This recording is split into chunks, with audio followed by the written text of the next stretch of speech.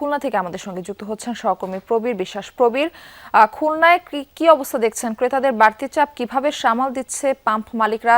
চাহিদা অনুযায়ী কি তেল মিলছে সেখানে? বাড়তি চাপ এখনো রয়েছে মার্টি। আমরা খুলনা ঢাকা বিশ্ব রোডের একটি পাম্পে রয়েছি, অর্থাৎ একটি হাইওয়ের পাশে এই পাম্পটি, যেখান দিয়ে নিয়মিত সব ধরনের যান চলাচল করে এমন একটি pump, Rupa petroleum and CNG.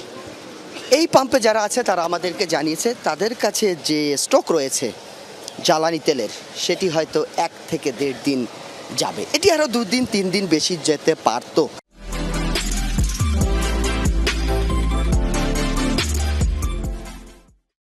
যদি গ্রাহকের বাড়তি চাহিদাটা না থাকতো, কারণ গ্রাহক যাদের তেল আছে তারা পুনরায় আবার তেল নিতে চাচ্ছে, কারণ কখন কি হয় সেই সন্দেহের জায়গা থেকে।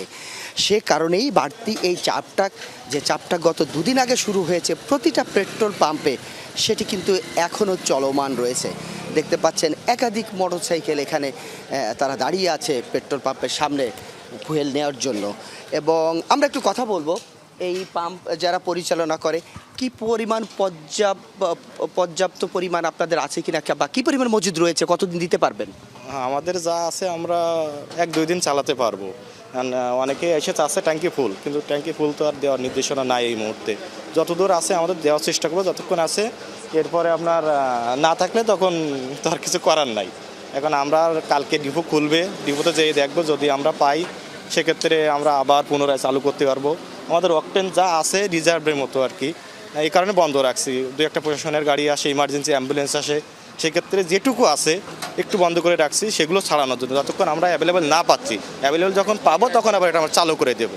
তাহলে আমরা বলতে পারি যে অকটেন এখন বন্ধ রয়েছে, শুধুমাত্র পেট্রোল আর ডিজেল চলছে। মারফি, আপনাকে বলে রাখি খুলনাতে 3টি ডিপো রয়েছে, পদ্মা, মেঘনা, যমুনা।